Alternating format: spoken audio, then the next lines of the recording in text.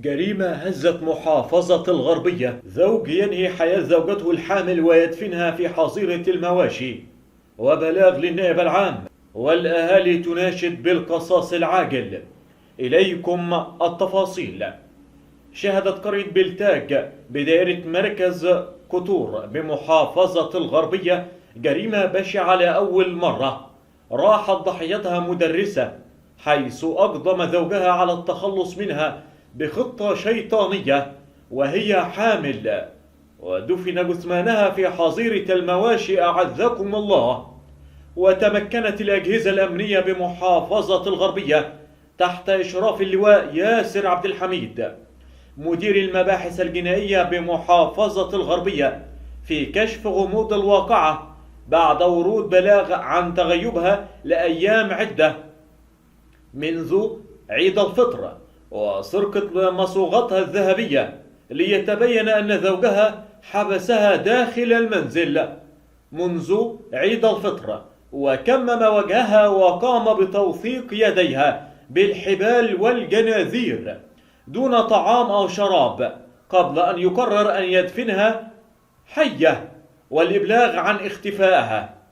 وكان اللواء هاني عويس مدير أمن محافظة الغربية تلقى اخطارا من مأمور مركز شرطة كتور يفيد بورود بلاغ من شخص يدعي إبراهيم، والبالغ من العمر 43 عاما، ويعمل مزارع، بتغيب زوجته عن منزلها منذ أسبوع كامل، واتهمها بسرقة الذهب الخاص بهم وهروبها. وقامت الأجهزة الأمنية بمديرية أمن محافظة الغربية على الفور بتشكيل فريق بحث لكشف غموض تلك الواقعة، وتبين أن وراء تلك الواقعة هو الزوج، حيث قتل زوجته المسكينة وتدعي تهاني، وتبلغ من العمر 40 عاما، وتعمل مدرسة في المعهد الديني بذات القرية.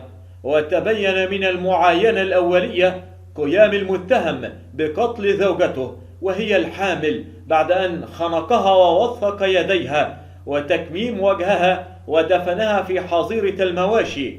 وتم استخراج الجثة بعد أن أرشد عن مكانها وجرى نقلها إلى مستشفى المنشاوي بطنطا، وحرر المحضر اللازم، واختارت النيابة العامة للتحقيق، وكلفت المباحث الجنائية بعمل التحريات اللازمة للوقوف على أسباب وملابسات تلك الواقعة. وتم استدعاء الطب الشرعي لبيان الصفة التشريحية لمعرفة سبب الوفاة تمهيدا لاستخراج الدفن.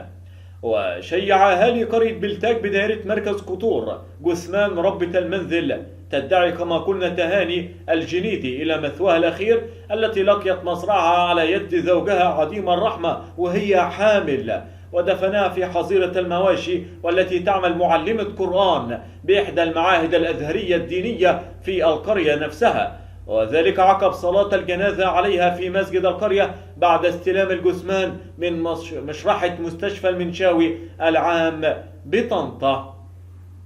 نسأل الله السلام يا رب العالمين. ونريد رأي حضراتكم في تلك القضية وتلك الجريمة البشعة الذي أشهدها الأهالي بأنها صاحبة خلق ودين. وكشف عدد من الأهالي القرية عن أن الزوج المتهم يبلغ من العمر 43 عاما، وانفصل عن زوجته المجني عليها وتزوج بأخرى منذ 3 سنوات، ولديه طفل يبلغ من العمر 12 عاما. وأضاف أهالي القرية أن الزوجة المجني عليها تعمل معلمة قرآن في إحدى المعاهد الأزهرية، وأن جميع أشقائها متوفيين، بالإضافة إلى أن والدها ووالدتها وأن لديها شقيق أكبر يعمل خارج القرية، وأنها تتمتع بحسن الخلق والسمعة الطيبة. نسأل الله السلام يا رب العالمين. ونريد من حضراتكم أن تدعوا لها في التعليقات بأن يجعل القرآن شفيعا لها يوم القيامة يا رب العالمين.